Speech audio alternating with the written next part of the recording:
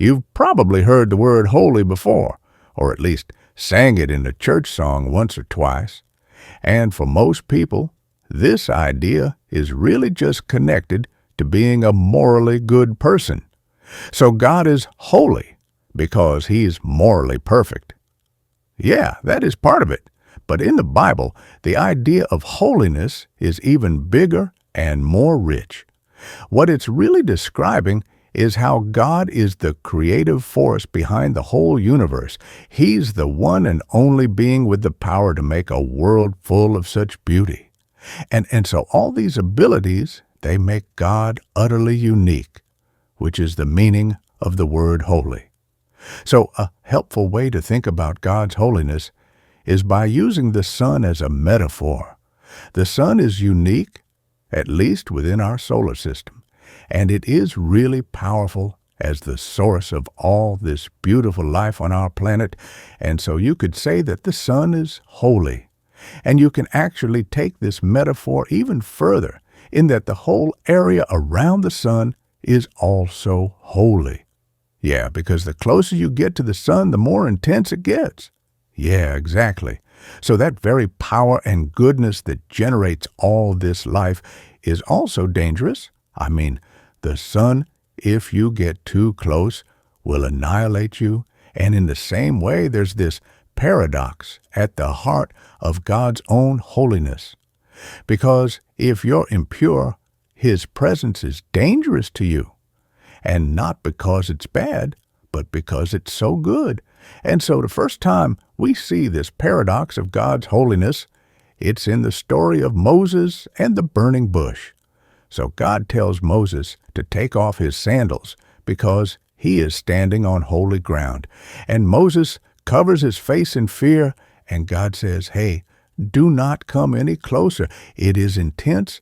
It is actually that intensity of God's holiness that is explored even more in the stories about Israel's temple, which was the main place where God's holy presence was located.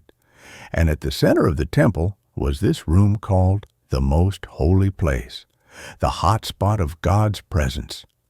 And whether you're an Israelite living in the land around the temple or a priest working right in the temple, you're in proximity to God's holy presence, which is dangerous. Yeah, this is a problem. So how is it supposed to work? Well, in the Bible, the solution is that you need to become pure. So like being morally pure, yeah, and that's easy enough to understand. But the Bible spends a lot of time talking about another kind of purity, being ritually pure, which is a state where you separate yourself from anything related to death, like touching things like diseased skin or dead bodies, or even certain bodily fluids. All these make you impure, and becoming ritually impure isn't necessarily sinful. What's wrong is waltzing into God's presence when you're in an impure state. And so that's why God gave the Israelites very clear instructions for knowing when they were impure, steps to become pure, so that they could go into the temple again. So that's what the book of Leviticus is about, right? But it doesn't stop there. This idea keeps developing. So later in the scriptures, we find this really interesting story by a prophet named Isaiah. And he has this crazy vision where he's in the temple and he's right in God's presence. He's totally terrified. Yeah, he knows the rules. He shouldn't even be in there. And he's worried about being destroyed. And then this crazy creature called a seraphim. Yeah, that is a crazy creature. Totally. So it flies over with a hot coal, and then it sears Isaiah's lips with the coal and says something really weird. Your guilt is taken away, and your sin is atoned for. So this burning coal somehow makes Isaiah pure. Yeah, it's remarkable because normally, if you touch something impure, it transfers its impurity to you.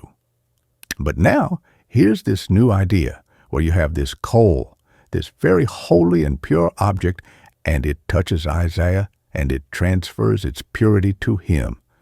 Isaiah is not destroyed by God's holiness. He's transformed by it.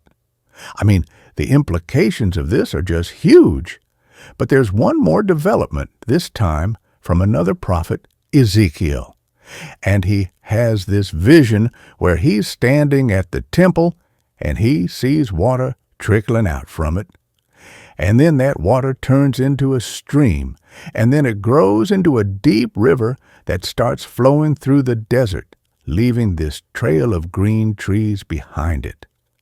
And then it flows into the Dead Sea, making everything fresh and alive. So instead of becoming pure first and then going into the temple, here God's holiness comes out from the temple, making things pure and bringing them to life. What does it all mean? We don't know until we meet this man, Jesus. And he claims that he is fulfilling all of these ancient visions, but in surprising new ways. So Jesus, he went around touching people who are impure, with skin diseases, a woman with chronic bleeding, or dead people. And when he touches them, their impurity should transfer over to Jesus. But instead, Jesus' purity transfers to them and actually heals their bodies. Jesus is